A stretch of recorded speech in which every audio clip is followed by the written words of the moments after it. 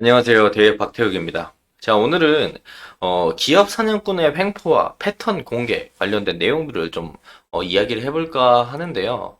기본적으로 이제 기업 사냥꾼이라는 단어들은 다들 들어보셨을 거라고 생각을 합니다. 우리가 사력이라고도 부르죠. 그리고 기업 사냥꾼은 이제 대놓고 법적인 문제 없이 진행하는 세력이라고 우리가 좀 볼 수가 있는데, 기업 사냥꾼이란 기업의 인수와 합병을 전문적으로 하는 사람이나 집단이라고 부르고요. 경영이 부실해서 주가가 낮은 종목들을 집중적으로 매집해서 제3자, 다른 사람한테 인계함으로써 투자 수익을 챙긴다. 사실 말이 좋아서 인계라고 써 있는 거지. 주가 낮을 때 매집해서 다른 사람 개미 투자자들에게 팔아가지고 수익을 챙긴다. 단기 차익 실현을 하겠다. 이런 내용들이거든요. 그래서 이제 경영이 부실해서 주가가 낮은 종목들을 매집하는 경우도 있고, 주가를 강제로 내려서 경영이 부실한 기업인데 주가는 그래도 괜찮은 상황에 있다라면 오히려 주가를 내려서 집중적으로 매집을 한 다음에 주가를 뛰어 올리는 재료를 갖다 붙이고 나서 그리고 이제 인계를 하는 거죠. 파는 거죠. 즉 누구한테 제3자들에게. 그게 개인일 수 있고 외국인일 수 있고 뭐 다른 기타 법인일 수도 있고 개인 투자자일 수도 있고 뭐 여러 사람들한테 팔아서 수익을 챙기는 게 기업 사냥꾼이라고 볼 수가 있겠고, 우리가 여기서부터 여기까지를 세력의 이제 장난질이라고 많이 이야기를 합니다. 그리고 이 앞쪽에 대한 부분들 인수랑 합병을 전문적으로 진행을 해서 기업을 인수해서 뭐 다회사나 다른 회사와 합병을 해서 다시 한번 팔아먹는 요런 것들을 이제 우리가 전문적인 M&A를 하시는 사람들이라고도 하고, 우리가 나쁘게 말해서 기업 사냥꾼이라고 하고,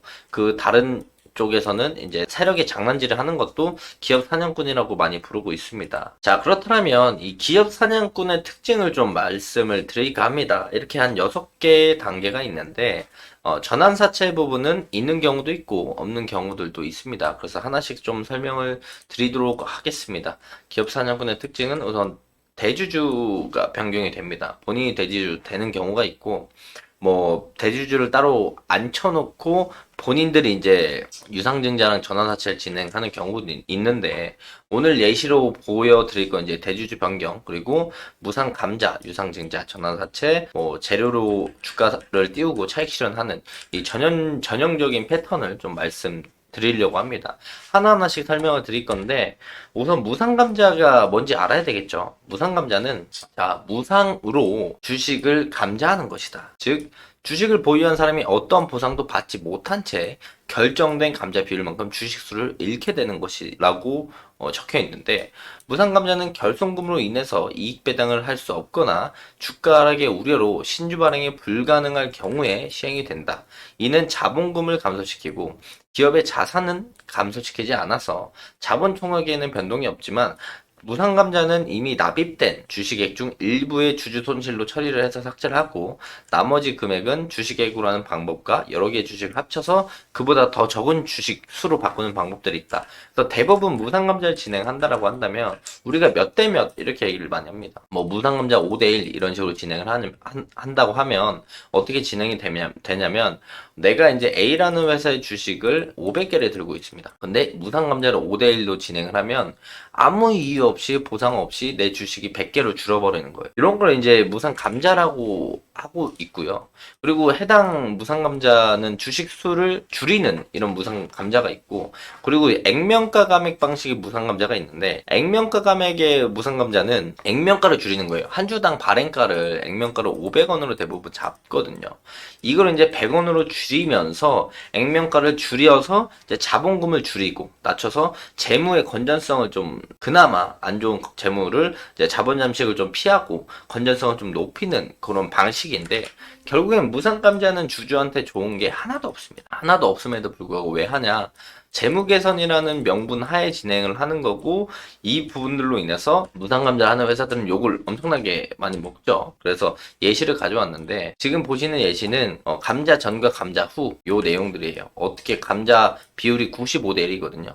내가 그러니까 100주가 있으면 95주가 사라지고 5주만 남는 거예요. 그래서 회사 이제 전체 주식 수 자체가 엄청나게 줄어드는 그런 모습들을 보여줍니다. 이거는 주주들의 주식수가 줄어드는 그런 감자라고 보면 돼요. 그래서 20주가 한 주로 줍니다. 그래서 내가 200주 들고 있으면 몇 주로 줄어요? 10주로 줄고. 내가 2만 주 들고 있으면 2만 주로 들고 있으면 1000주로 줄어요. 이렇게 줄어드는 게 이제 기본적인 감자고, 비료 감자고, 지금 보시는 건 액면가 감자예요. 그래서 액면가 500원의 보통주를 액면가 100원으로 감액을 한다. 그래서 이건 내 주식수가 변동이 생기진 않습니다. 하지만 감자로 인해서 회사의 자본금이 많이 축소되기 때문에 뭐 회사 자체가 좀 작아지는 그런 영향이 있어서 주주들한테도 회사한테도 재무계산 쪽에서는 우리가 긍정적으로 볼 수 있겠지만 나머지 부분에서는 긍정적으로 하나도 보이는 게 없다라고 보시면 좋을 것 같아요. 그래서 무상감자는 주주들한테 보상 없이 재무계산을 명분으로 진행을 하고 주주들의 신뢰 감소 그리고 자본금 축소로 인해서 주가에는 부정적인 영향을 미친다. 그래서 기본적으로 무상감자를 진행하고 나서 유상증자를 진행합니다. 유상증자도 종류가 많은데요. 기본적으로 주주 배정, 주주들에게 이제 신주 새로 주식을 발행할 건데 그거를 이제 너네가 우리 기존 주주들이 뭐 몇 대 몇 비율로 내가 100주 들고 있으면 90주를 신주 인수권을 가져가서 유상증자를 받을 수 있는 권리를 주는 건데 그 권리를 주고 그걸 사서 이 유상증자를 이제 어떻게 활용하느냐에 따라 또 좀 달라지고요. 일반 공모는 이제 주주들이 아니더라도 아무나 투자할 수 있어요. 주주도 할 수 있고 주주 아닌 사람도 할 수 있고 우리 회사 이런 이유 때문에 유상증자를 진행하는데 뭐 한 주당 얼마에 해줄 테니까 한 20% 지금 주가보다 20-30% 할인해서 우리가 신주를 인수할 수 있는 권리를 줄 테니까 투자하세요. 이렇게 되는 게 일반 공모고 제3자 배정은 그 제3자 그 특정 사람한테만 이제 유상증자를 진행하는 겁니다. 예를 들어서 A라는 회사가 있어요. 이 A라는 회사가 유상증자를 진행합니다. 우리가 지금 1천억이 필요하다. 1천억이 필요한데 뭐 이걸 시설 투자할 거다. 아니면 빚을 갚을 거다. 운영자금을 쓸 거다. 이유를 얘기하겠죠. 이 1천억을 제 딱 3자 어떤 뭐 조합일 수도 있고 어떤 한 사람일 수도 있고 다른 회사일 수도 있고 그 딱 제3자 그 사람에게만 돈을 빌리는 겁니다. 대신 우리가 똑같이 유상증자는 20-30% 싸게 현재 주가보다 할인된 가격에 우리가 이걸 유상증자를 진행을 하겠습니다. 이렇게 진행을 하는 거고 주주 우선 공모는 주주들한테 먼저 받아요. 주주들한테 먼저 받고 주주들 제외하고 이제 일반인들 대상으로 진행을 한다. 이렇게 보시면 좋을 것 같습니다. 유상증자를 진행하면 어떤 모습들을 보여주냐? 유상증자는 이제 주식 수가 증가하는 거예요. 주식 수가 증가하기 때문에 원래 한 주당 주식의 가치가 있는데 주식 수가 늘어나니까 그 가치가 희석이 되면서 주가가 하락할 가능성이 매우 높죠. 하지만 유상증자 이 사유에 따라서 중장기적으로 긍정적인 시그널로 반영될 수 있습니다. 시설자금은 앞으로 시설을 늘리겠다는 거기 때문에 그만큼 그 시설이 늘어난 만큼 같은 시간 내에 생산할 수 있는 양이 늘어나기 때문에 시설자금 좀 중장기적으로 긍정적으로 들어지고 주가 가치 해석으로 단기적으로 악재로 받아들여져요. 운영자금, 애들 월급 주겠다. 회사 운영하는 운영비로 쓰겠다. 이건 부정적으로 받아들여지고요. 영업 양수자금, 채무상환자금, 우리 빚 갚을 건데 빚 갚을 돈 없어요. 돈 빌려주세요. 이건 부정으로 다가오고요. 타법인 증권취득자금은 긍정으로 받아들여질 때가 있고 부정으로 받아들여질 때가 있습니다. 긍정으로 받아들여지는 건 우리가 우리 자회사로 어느 회사를 하나 인수할 건데 지금 회사와 이 회사를 인수하면 시너지가 엄청날 거야. 근데 우리가 돈이 없네. 좀 빌려줘. 이런 건 긍정적으로 받아들일 수 있고 내가 예를 들어서 바이오 회사다. 바이오 회사인데 내가 갑자기 건설기계 회사를 인수해요. 너네 바이오 회사인데 얘네 인수한다고 시너지가 별로 안 좋을 것 같은데 굳이 이 회사를 왜 인수해? 이런 식으로 진행이 되게 된다라면 또 부정으로 받아들여질 수 있겠죠. 그리고 기타 자금은 이제 그냥 기타로만 들어갑니다. 그래서 시설자금 제외하고는 다 부정적으로 좀 받아들여지고 이 모든 유상증자는 단기적으로는 주가 가치가 희석되기 때문에 전체적으로 부정으로 받아들여져요. 그래서 주가가 떨어지는 경향이 많이 있습니다. 그래서 이제 그 다음엔 전환사채인데 이건 하는 경우도 있고 안 하는 경우도 있어요. 안 하는 경우도 있어요. 그래서 전환사채를 보면 전환사채는 이제 우리가 즉 CB라고도 많이 부릅니다. 주식으로 전환할 수 있는 권리를 가져가는 건데 주식으로의 전환권이 인정되는 사채다라고 그냥 보시면 좋을 것 같아요. 그래서 쉽게 말하면 전환사채는 A라는 회사한테 돈을 빌려줘요. 전환사채를 명목으로. 근데 빌려준 돈이 100억이야. 그러면 이 100억을 빌려줬을 때 이제 표면이자랑 만기이자가 있는데 뭐 매달 줘야 하는 이자나 아니면 이 기간 동안 막 2년 정도가 평균적입니다. 2년 정도의 기간이 지났을 때 만기 이자를 받아요. 이렇게 받는 경우가 있고 이 2년 사이에 뭐 예를 들어서 앞에 6개월 떼고 뒤에 6개월 떼고 이 사이에 1년 동안은 우리가 주식으로 전환할 수 있는 권리를 줘라고 하면 이때는 언제든지 그 전환사채를 썼었던 그 기준보다 할인된 가격에서 언제든지 주식을 전환할 수 있는 권리를 가져가는 거예요. 그래서 주식을 전환사채를 쓰고 나서 주가가 올라갔어요, 만약에. 그러면 이제 그 사이에 주식으로 전환할 수 있는 권리를 가지고 있는 전환사채들은 그때 가격 기준을 주식으로 변환을 해서 팔아가지고 차익 실현을 남기는 그런 것들이 있습니다. 그런 것들을 전환사채라고 하고요. 그래서 전환사채는 주식 전환 청구권 이 행사 기간이 중요해요. 그래서 500 물량이라고 우리가 많이 얘기를 하고 있고 전환사채 물량을 세력들이 팔아서 차익 실현을 하는 경우가 대다수고요.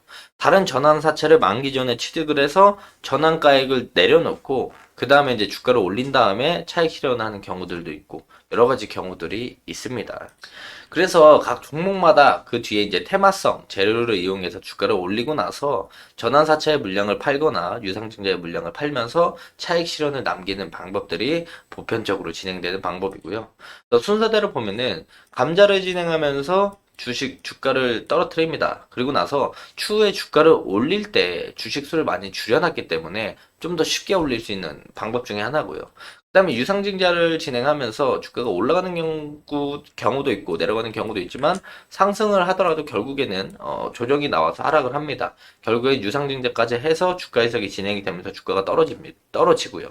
떨어지고 나서 이제 전환사채를 이제 발행하는 경우가 있고 이전에 발행해 놓은 경우가 있고 발행해 놓지 못한 경우에는 다른 전환사채 만기 이전에 취득을 해서 전환 청구권을 행사할 수도 있고 아니면은 유상증자하고 전환사채를 같이 진행을 하고 전환 청구권 기간이 생길 때까지 주가를 안 올리는 거예요. 그러다가 전환 청구권을 행사할 기간이 되었을 때 재료랑 함께 주가를 올리고 차익 실현을 하는 경우가 있어요. 그래서 주식 전환 청구권 행사를 진행하면 그때 주가가 하락해요. 그래서 주가를 상승시키기 전까지는 전환 청구권을 웬만해서 행사를 안 합니다. 이거는 이제 사모펀드 측에서도 이제 전환사채를 많이 활용해서 차익 실현을 하는 경우가 있는데 사모펀드 측에서 그렇게 하는 방법들이 있고 이 기업 사장꾼이 하는 방법들이 있으니까 이제 전환사채를 봤을 때 지금 정말 죽기 전의 회사들은 전환사채가 신뢰 같은 희망이기도 하죠. 그래서 어떻게 보면 사모펀드 측에서 전환사채를 하는 건